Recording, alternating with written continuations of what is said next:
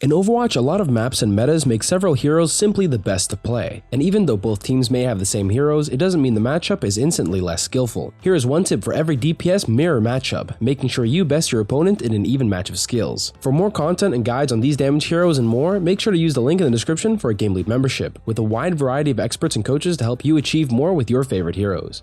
There's a whole bunch of thorough courses that can make you a master at your heroes and reach higher ranks, so make sure to check it out. Starting with Ashe. Aiming down sights makes you more vulnerable to headshots, so when in an Ashe 1v1, make sure to switch between your scoped and hipfire shots to avoid getting your head blown off. Your damage won't be affected, especially if you animation cancel your scoped shots into your hipfire shots. It's the best way to get a lot of damage done while staying really safe yourself. Bastion. Using your Bastion form early is usually best, since you'll have more damage to the enemy tank and your damage resistance will start earlier. And even though your form ends before your opponent, it's super critical to start the fight aggressively, and if you have your Bastion ultimate, you can even use it right after your form ends to keep the enemy team pressured and even look for kills while they try to push after your big turret form power spike. You can also react to the enemy Bastion's artillery strike and hit him with 3 quick shots that are almost impossible to defend from, as long as you launch them quick and exit your own ultimate first, so you don't get the same treatment you're trying to give to their Bastion. Now for Cassidy. Remember that your role gives you damage resistance, so timing it against the enemy Cassidy's shots will give you a big advantage in the duel. You can't roll while affected by the Hinder Grenade, but the roll can help to dodge it, so make sure to react to it appropriately, since it no longer has the crazy super magnetic auto aim it used to have. Using your own mag grenade will give an extra 70 damage, the same as one of your body shots, so you can use it between your shots for extra DPS. You'll still need to hit the equivalent of 4 body shots since you're both at 225 HP again,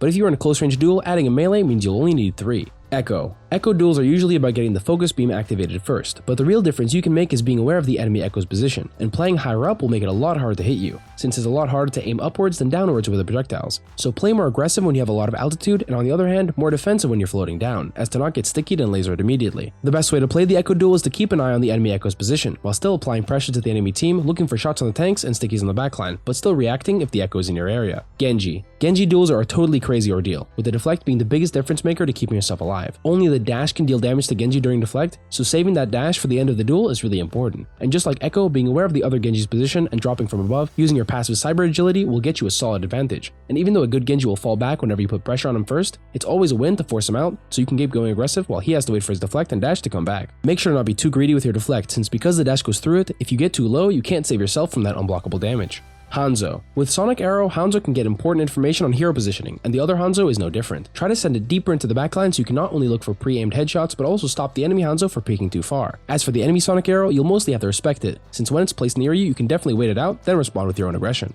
Track the enemy cooldown so you're always ready to start pushing when it ends, and you have a free time period where you're undetected until you fire your first shot. When you're holding your arrow, you're also slower, so avoid swinging wide with it too much, and just like Genji, rely on your wall climb to switch up your angles so it's not easy to pre-fire and snipe your head as soon as you peek.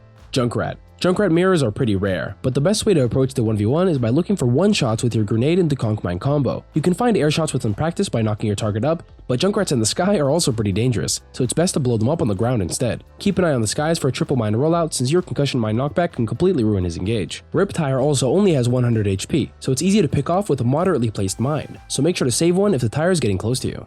Mei. Mei is getting her deep chill passive removed soon, so in the mirror it's always best to focus on icicle headshots, since you only need 2 to deal more than 250 damage. Using your wall first is also really important, since even though the enemy Mei can use her ice block to stay alive, getting her ice block forced first will always be best, especially since you can pre-fire your spray to instantly start dealing damage as soon as she comes out. It's better to use your spray than your icicle on the ice block because the Mei can always come out earlier, but the duration of the block is 5 seconds, which can make timing an icicle shot easy if she's sticking it out all the way. Pharah. Probably the most simple of all, since all of your abilities are based off of dodging and shooting in the air. Pharah duels are rare, but just like with Echo, having the height advantage over the other Pharah is crucial. Using your hover jets to stay at a high altitude and having your jump jet ready for the duel is the best way to win. Always ready to blast higher and hit air shots from above on the enemy Pharah. Just like you normally would, use cover like tall buildings or roofs to stay high up so you don't get attacked mid-air surprisingly. And while you pressure the enemies on the ground, keep an eye on the enemy Pharah's location so you can always transition into the duel to take the first shot.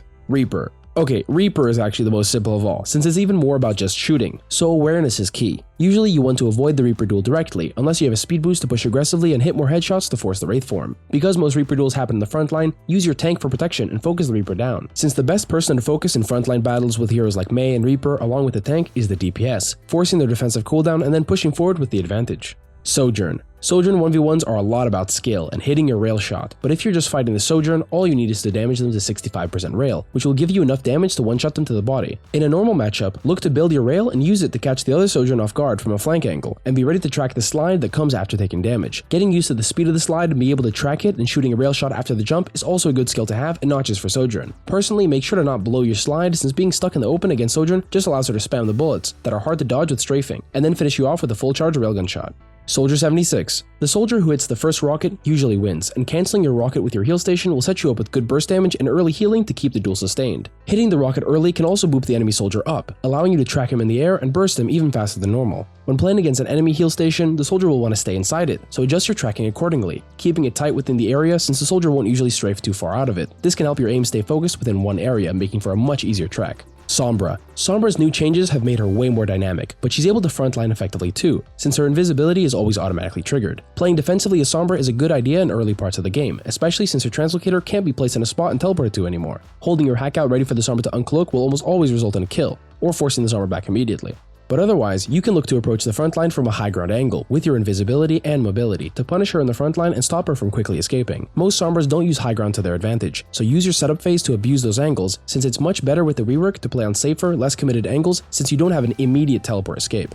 Symmetra. In rush matchups where both sims have a tank to stand behind, build your beam on the tank and look to laser down the enemy sim with the boosted damage, since you both are unstoppable at high charge. In a 1v1, using your teleporter to stay flexible and not too committed to the fight is also critical to dodging the secondary fire shots that can burst you down if you're not ready for it. Torbjorn. In a completely no-holds-barred 1v1, using your overload first and bursting down the enemy Torb is the way to go, just like with Bastion. But using your turret to your advantage can also get you the extra edge. It can block shots while being quick to throw out, which makes it always a good idea in an important flank duel. If you're really close, you can also use your shotgun shots, which you don't usually use. Just make sure to commit to one of your fires, primary or secondary, and don't switch between the two. Tracer. Tracer 1v1s are incredibly complicated, but the best way to play them is to use health packs to your advantage. Kiting the duel back to a health pack and using it to gain an instant advantage in the duel will net you the kill or a recall, which gives your team and yourself a reason to push aggressively. And just like with normal quick kills, use your blink melee to hit the Tracer with a fast kill that she doesn't expect, since both your health bars will be draining really quickly, all while getting ready to recall away. Make sure to blink in the middle of your clip instead of waiting for your shots to run out, but not too often so you don't run out of mobility.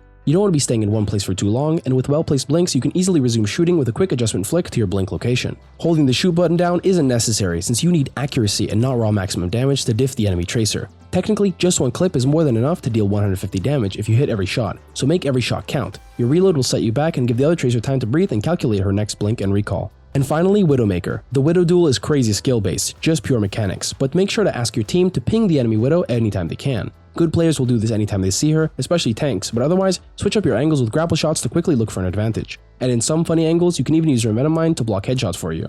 That's it for all the tips to beat your DPS mirror. Leave a comment below if you have any other crazy strategies to diff your opponents. Keep an eye on the channel for more mirror tips for tanks and supports coming soon, and thanks for watching.